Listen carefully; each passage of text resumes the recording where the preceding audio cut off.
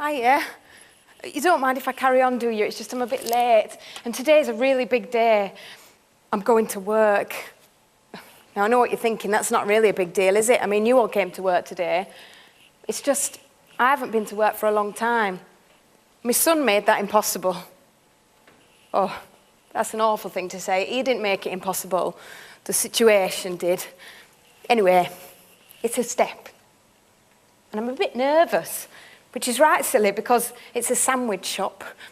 Sue's dead mad at me. I want to be a nurse, you see, and I suppose working in a sandwich shop is not really going to help me work towards that. But I want to get out and be in the company of adults for a while. And, well, if that means I have to slice bread and cut ham and cucumber, then right now that sounds dead exciting. And anyway, it's only pretend mad. She's right chuffed, really. Oh, sorry, you don't know who Sue is, do you? Well, she's like a friend.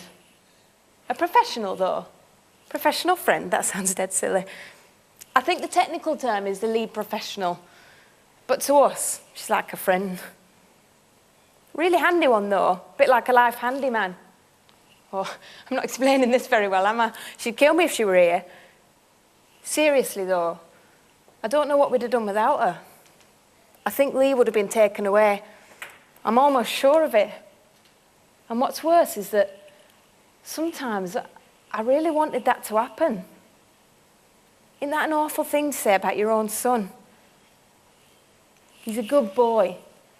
And he's a normal boy, if there is such a thing. He plays too many computer games, watches too much telly, and he puts too much tomato sauce on everything. And I mean everything. But he's like a volcano. And for so long, I was just waiting for the next explosion.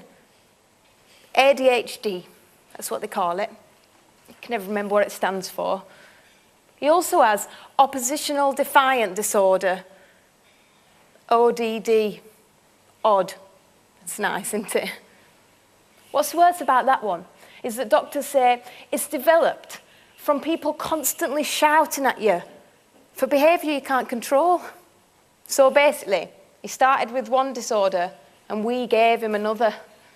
It's a really difficult thing to go to bed with every night, actually. He wasn't diagnosed till he was 11, and he's 13 now.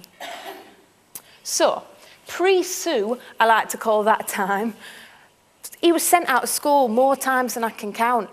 I would dread that phone call saying he's been aggressive and violent, confrontational, his behaviour is not acceptable, and you're going to have to come and fetch him.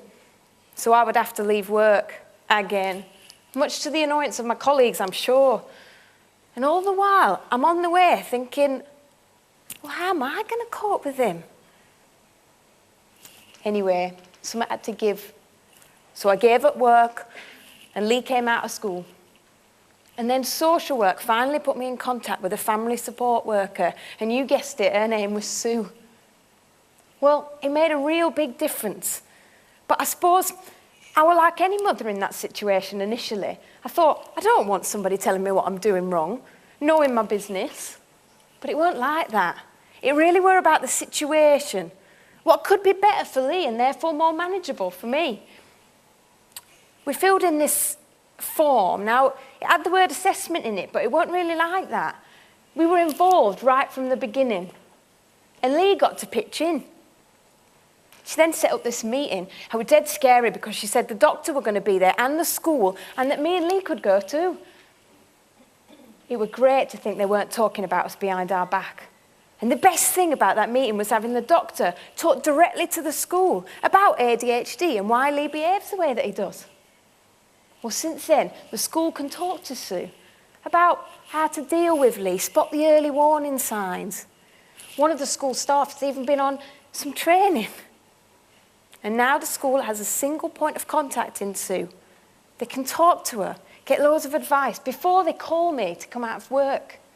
And likewise, I can talk to Sue if I've got a problem with the school.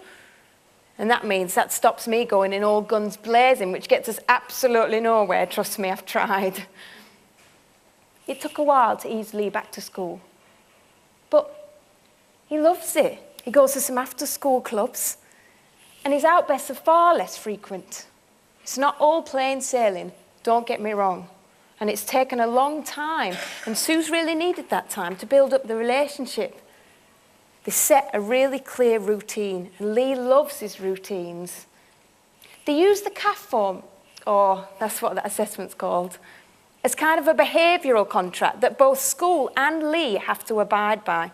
Lee loves that it's a two-way thing, and he understands everything because he's been involved right from the beginning. Lee's been back in school full-time for 2.5 months. So hopefully, that means that I can go back to work, and that's going to benefit both of us in the long run. Might even be able to get him that game he's been banging on about. Oh no, work! I'm here banging on to you, and I should be going. I don't know if I said, but I'm off to work.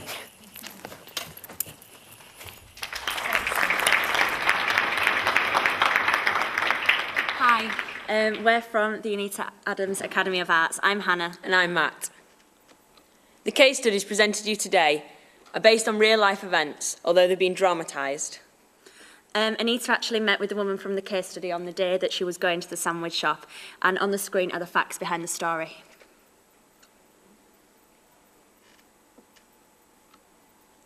This case study has been taken from the Children's Workforce and Development Council SHARE project.